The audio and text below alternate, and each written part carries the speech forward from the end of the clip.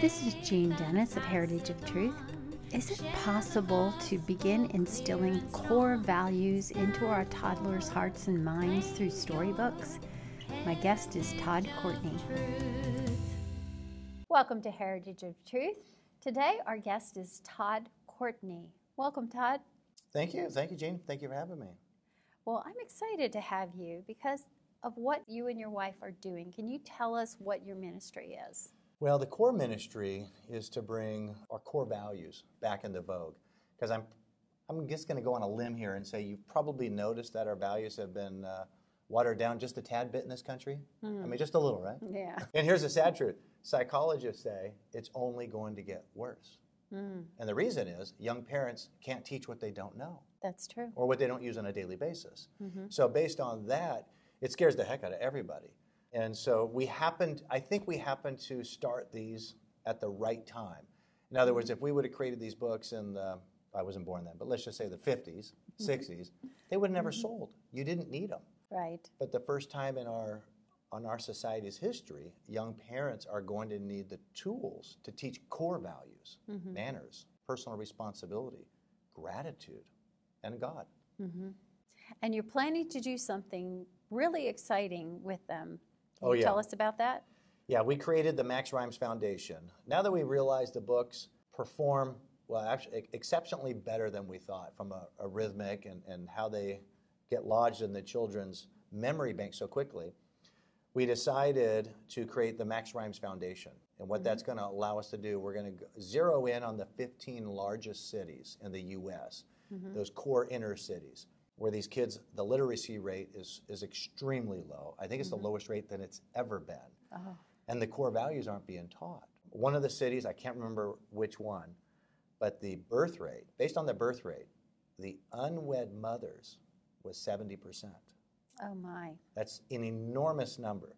So it's almost impossible to get these things taught there when they're going through and they're just repeating history. So we plan on going into these 15 cities, and we're just going to give as many of these children, daycares and preschools and kindergartners and hospitals, these books, so we can hopefully make a dent, 25% of the kids. If we just touch 25%, that's over 2 million kids. And then it'll always grow out from that because they will influence others. Exactly right. Well, let me show what your books are. They're Max and Molly books, right? Well, that's the first book we introduced Molly's name to the title. So Molly is Max's little sister. Okay, it's Max and Molly Learn Their Manners. Max gives thanks to God. Get inspired with Max. And be responsible like Max. So do you have other titles that are upcoming, or are you going to work with these for a while? Yeah, we have 3 in the vault right now. We have 3 half books done, but they're trade secrets, so we can't really reveal. Okay, that's all right. No, it's just that I haven't come up with a title yet. Just so people know what to look for. Yeah, we have the one I just recently wrote has to do with getting the child to believe in themselves. That's one of the biggest problems today on the playgrounds is bullying, right? And bullying comes from a lack of self-esteem with the bully himself or herself or whoever. And one word that typically a lot of things resonate with is insecurity. When a child is secure within themselves and they have a high self-worth image of themselves, they tend not to bully because they don't need to. They feel good. And so that book's about believing in themselves. So it helps both the potential bully, and of course the insecure person. That's what that one endeavors to do. But we have all kinds that, basically what we ask, and we tell them, keep giving us ideas. We get grandparents give us ideas, mothers give us ideas, teachers give us ideas, and they want us to do one on healthy eating. I'm like, okay. So so far there's no end in sight. Oh, well, that's good. Yeah. That's good.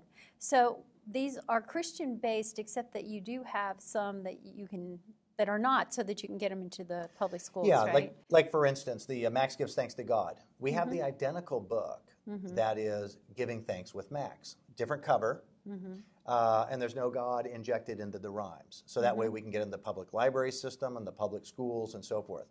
The other books here, I can tell anybody they're Christian-based. However, you won't find God in the rhymes because They're core values. God wants us to be responsible. He doesn't want us to live off of everybody else. Sure, if you're down on your luck, that's what we're there to do, help. Get yourself back up and start being responsible for yourself again. And then maybe you can help someone else. Exactly right. Pay it forward. God wants us to have manners, not just as a child, but as we grow up. He wants us to be inspired, believe in ourselves, and to help others believe in themselves. So that's the overall objective. And then as the children get older, I'll leave it to the other writers to start teaching Bible verses. So how did you guys get started with this?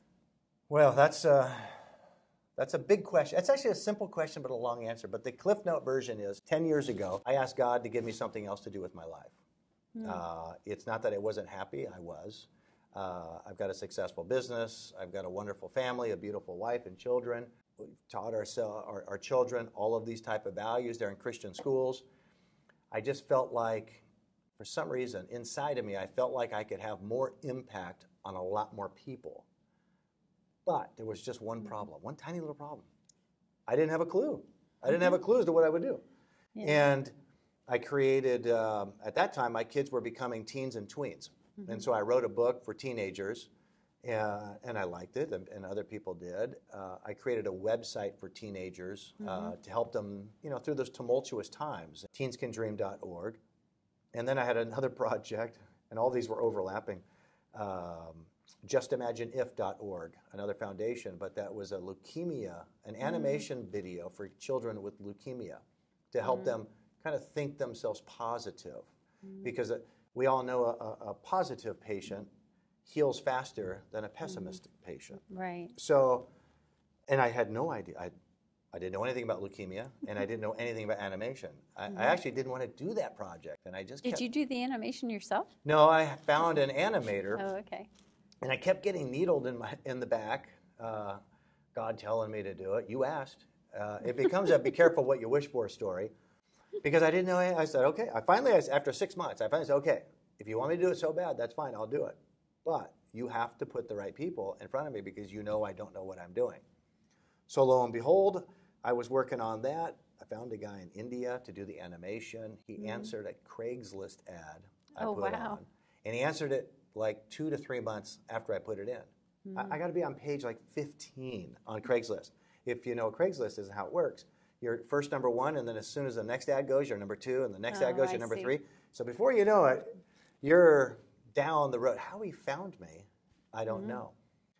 So anyway, he did that, and then I use him for this. I asked him if he can do children's illustrations, and he said, yeah. Now, to back up, I didn't want to do these books. Jackie did. She's a school teacher, and she wanted to do children's books. And I'm like, I don't want to do children's books. I want to help people. There's enough children's books out there. There's millions of them. I said, I want to help people. That's why I like the teen stuff and the animation video. And so it was, you mentioned epigenetics earlier. It was reading the science in some work done by Dr. Bruce Lipton, who was a cellular biologist. He taught med school students. And he learned, so he's kind of a pioneer in what they call the science of epigenetics, which is kind of a blend of quantum physics and medicine doctors, biology, right? Okay. The Albert Einsteins of the world stayed way over here, the crazy ones, and the so-called real doctors, scientists, were over here working on biology stuff. Now they kind of have a blending of the minds, and the funny thing is that the quantum physicists today are probably your most devout believers when it comes to Christianity. They've gone so deep at the molecular level that they know that it's not random. Your mid-level scientists, yeah, there's still a lot of atheists in that group. It was from that where I learned about brainwaves. This is the fun stuff you probably read on weekends, right? So it was through brainwaves that I said, oh, Jackie, after about a year of debate, you're right. See, she always wins. In the end, she always wins. So I said, you're right. We have to do children's books, because even though it was great working with the teens, the problem is 95% of our behavioral patterns are established by around the age of 6 or 7 due to our brainwave switching to an alpha frequency. Really? Yeah. See, it has nothing to do with intelligence, but it's the brainwave changes. It's even like with adults. only 1 out of 10 adults ever change their behavioral patterns. It's not that they don't want to. It's not that they don't strive to. But it's the reason they always fall back to their old ways. I won't say always, but I shouldn't say always. But the majority fall back to their old ways. It's not for a lack of trying. It's because the brainwave has them locked. And so that's why we did these. And I happen to be able to rhyme virtually anything. Jackie gives me a picture, she tells me this, and a rhyme comes out. And so that's what the books do. Just like, well, remember Mother Goose's Humpty Dumpty? Humpty Dumpty sat on a wall. Humpty Dumpty had a great fall. I can recite the whole thing, but it doesn't help us. These books will be lodged at the subconscious mind of the next generation of children, even when they're 50, like me. But these messages will mean something. So that's how it kind of all started, and that's how these came about. What can parents do to prevent society's negative conditioning on their children?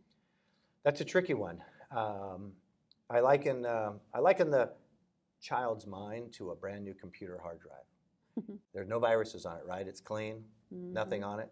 But as soon as you plug that thing into the internet, what happens? Viruses. It's kind of like taking a new baby out into the open world. That's where we get our viruses, right? So it's just a matter of the balance of 51% or more. Positive messages versus negative messages.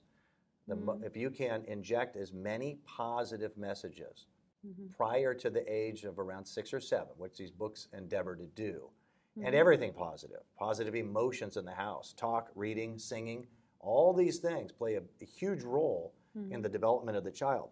Because if you don't, it's going to be a much, much more difficult task to do that as that child ages.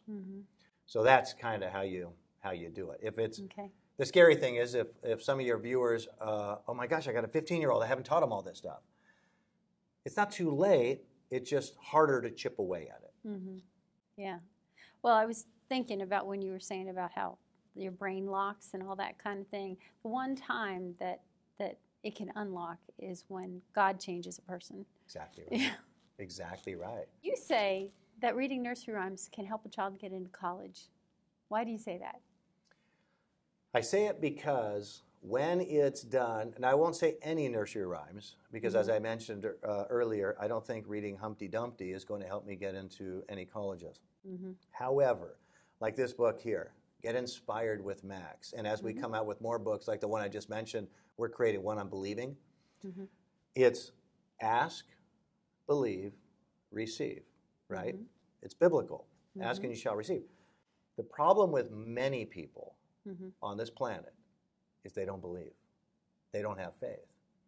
So if we can inject this positive feelings, if we can get a high self-esteem, a high self-worth within that child that's at a very early age, and let them know that it's okay to dream. Not only is it okay to dream, but it's okay to dream big, whatever big means to you, and allow that to flourish. We do a pretty good job, and we have in schools over the last probably 40 years of squashing imagination out of children. Yes. Yeah, we've done a fantastic job at doing that. And so we have to bring that back. And part of this book here, Get Inspired with Max, is about, there's a picture, there's one of the illustrations is Max dreaming of him in a rocket ship. Well, do you mind reading that book to us? I would love to. I would love to. This one I wrote for my daughter, as a matter of fact. It makes no difference what other people see. The only thing that matters is what's inside of me. So it's kind of like I've always told my kids, it doesn't matter what anybody says to you. What matters is how you think about it after they say it. That's what rattles around in our head. Or this one, I make pictures in my mind of how I want things to be. That's how it starts at letting me be me. So it's just a start. He's building a sandcastle, he's fishing, he's painting. Or this one, I know I can do what others say I can't. I say it in my head like a positive chant. So Dad has taken off his training wheels. I know I can, I know I can, I know I can. Yeah. So it's a belief. So all of what makes these books so unique is that all the rhymes are said in the present tense. I know I can. None of our rhymes will ever say, I can't, or I will, or someday, or I want, because that's all future tense. It's an affirmation. We've written everything to affirm a belief into that child. So And well, this one you really love. I have the power to be big and strong. That's why it's smart to admit when I'm wrong. That's good. How many people could use that one, right? And then the little guy says, I did it, I'm sorry. I did it, I'm sorry. Yeah. Yeah. So everything is about injecting exactly what you want. I think some of our teaching over the last few decades has kind of turned to, okay, this is bad, don't do this. Now this is good, this is what we want you to do. The problem with that logic is the kids remember this because they were taught that. This is bad. Oh, okay, well, the brain doesn't hear good or bad. It just sees whatever that image is. So these rhymes, what makes them unique is that we only focus on what you want. So it's just a one-sided positive image. When a child, let's go back to your original question. It's just a long answer. Let's go back to your original question. If a child, let's say all children in a perfect world, grew up having these affirming beliefs, going to college is a piece of cake because they won't have any doubt. Even if they don't come from the financial means of being able to pay for college on their own, God finds a way if you believe. But if you don't believe and you give up because you don't have core beliefs instilled at the subconscious level, you're right, you can't go to college. So if you can't believe that you can do it, then how do you do it? Yeah, how do you do it? How do you do it? Everything starts in the mind. You can't do anything without thinking about it first. Nothing. As simple as brushing your teeth. You have to think about it first. So going to college, you have to think about it first, and then you got to see yourself there. That's part of believing. And then that's how people kind of the dreaming. Using your imagination. Yeah. Fun. Well, where can people find out more about your books and what you're doing online? They can go to directly from our website, maxrhimes.com, and they can read more about both the foundation and also about the science behind the rhymes. What makes them simple, what makes them unique, and why they're Christian-based. Okay, sounds good. Well, thank you so much, Todd, for being our guest. You're very welcome. Thank you for having me. Share the